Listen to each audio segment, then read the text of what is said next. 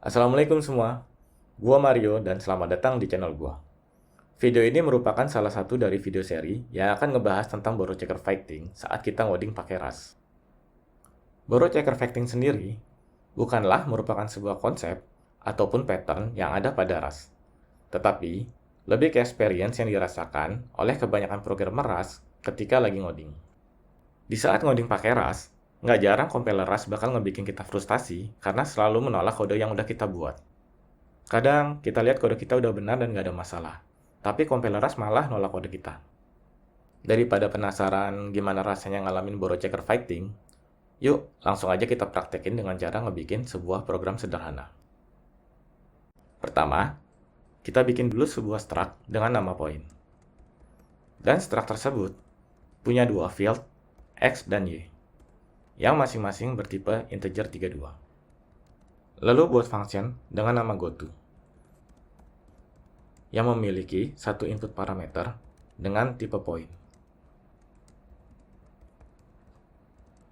Untuk contoh kode ini, kita hanya perlu melakukan print nilai X dan Y ke dalam konsol. Lalu kita lanjut ke main function.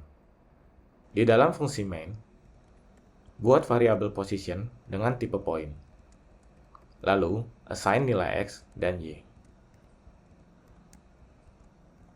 Kemudian gunakan variabel position tersebut untuk memanggil fungsi goto. Lalu lakukan lagi hal yang sama di baris berikutnya.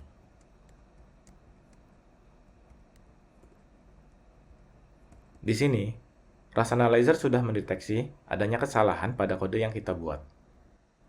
Untuk melihat hasil analisanya secara detail, kita bisa lakukan dengan mengetik perintah cargo check melalui terminal. Kalau kita lihat dari error message-nya, kode kita tuh ditolak karena kita menggunakan variable position yang sudah di-move. Terus bisa kita lihat lagi di penjelasan untuk line 14. Kita menggunakan tipe point untuk variable position, tapi struct point yang kita buat tuh nggak implement copy thread. Di penjelasan line 16, di situ dijelaskan bahwa value dari variable position sudah dipindah ke dalam function goto. Dan untuk line 17, dijelaskan bahwa kita menggunakan value yang sudah dipindah dari function main. Sebelum kita fixing, gue mau jelasin dulu apa sih yang terjadi sama kode kita sebenarnya. Di dalam pemrograman Rust, ada konsep yang namanya ownership.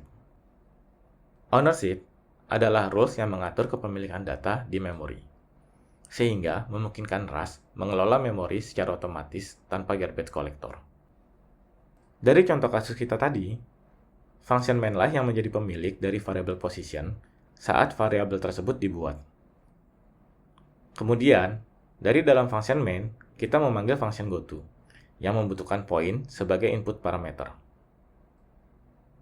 Dengan ini, kita harus mengassign variable position ke dalam function goto.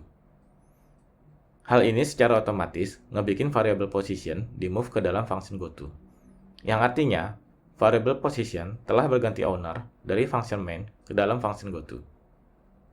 Pada saat function goto out of scope, variable position secara otomatis ikut di-drop. Nah, pada saat function main memanggil function goto kedua kalinya, compiler Rust menganggap ini sesuatu yang salah dan menolak kode kita. Karena di sini function main sudah tidak memiliki variable position. Dari penjelasan tadi, bisa disimpulkan bahwa konsep ownership sendiri memiliki beberapa persyaratan yang harus dipenuhi supaya penggunaan memori tetap aman dan konsisten. Pertama, setiap value harus memiliki owner. Kedua, hanya bisa terdapat satu owner di saat bersamaan. Ketiga, saat owner out of scope, value akan di-drop. Terus gimana caranya kalau kita pengen pakai variable position lagi di dalam function main? Kita masih bisa pakai variable position lebih dari satu kali. Di dalam Rust ada lagi konsep yang namanya move dan copy semantics.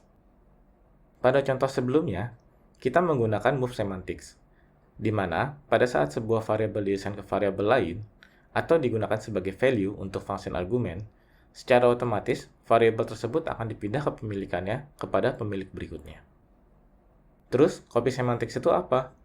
Sebelum gue jelasin, kalian masih ingat kan sama error message yang kita dapat pas gagal build tadi? Di sana dijelaskan kalau tipe point di-move karena type tersebut tidak mengimplement copy thread. Thread itu mirip dengan interface di bahasa program lainnya. Detailnya nanti gue bahas di video lain ya. Jadi, di Rust itu ada sebuah thread yang bernama copy. Untuk setiap type yang merupakan implementer dari thread tersebut, otomatis akan menggunakan copy semantik saat variabel tersebut diassign ke dalam variabel lain, atau sebagai parameter sebuah function. Seumpama kita implement copy thread di struct point yang udah kita buat. Pas kita gunain position sebagai input parameter untuk function goto, kali ini variable position akan diduplikasi, dan hasil duplikasinya diberikan ke function goto. Artinya, saat ini function main masih memiliki variable position, dan function goto juga memiliki variable position yang merupakan hasil copy dari variable position milik function main. Pada saat function goto out of scope, position miliknya akan ikut di drop, tapi variable position milik function main tidak ikut di drop. Hal ini memungkinkan kita memanggil function goto untuk dua kalinya dengan menggunakan variable position yang sama seperti sebelumnya. Kali ini, kode kita tidak akan dianggap ilegal oleh compiler Rust.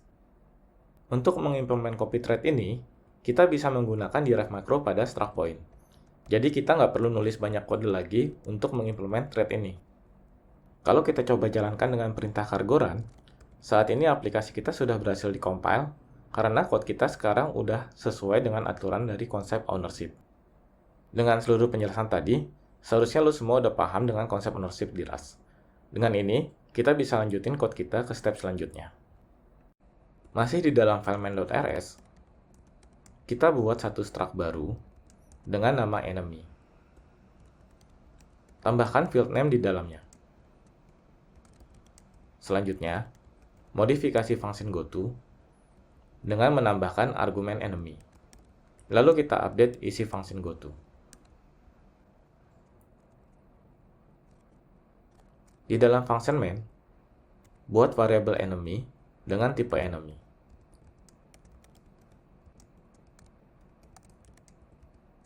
Lalu assign variabel enemy ke dalam function goto.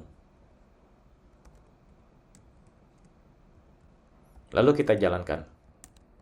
Di sini, kode kita kembali error, dan experience seperti inilah yang dinamakan dengan borrow checker fighting oleh komunitas Rust. Ketika lo ketemu satu error, dan lo perbaikin dengan cara yang disarankan sama compilernya Rust, terus lo gunain cara yang sama di kasus yang lain yang serupa, tapi kode kita malah jadi error. Kalau kita lihat dari error message yang ada, di situ dijelaskan kalau tipe string tidak mengimplement copy thread. Karena field name dari struct enemy bertipe string, dan tipe string tidak mengimplement copy thread, maka struct enemy tidak bisa mengimplement copy thread. Untuk solve masalah ini, kita tinggal hapus implementasi copy thread dari struct enemy.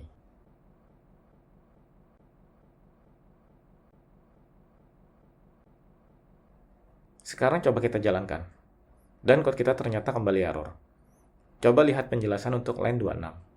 Di situ ada keterangan bahwa variable enemy sudah dipindah. Ini expected karena enemy udah nggak lagi implement copy thread dan kembali ke move semantik.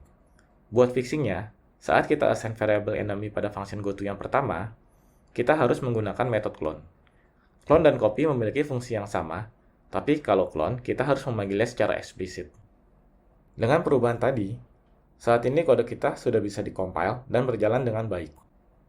Oke guys, dari penjelasan cukup panjang tadi, semoga lo bisa lebih paham dengan konsep ownership yang ada di Rust. Kalau kalian suka dengan video ini, dan dirasa cukup bermanfaat untuk kalian, jangan lupa untuk like dan share video ini. Dan juga subscribe channel gua untuk bisa dapat update tentang Rust atau bahasa program lainnya. Gua Mario, sampai ketemu di video berikutnya.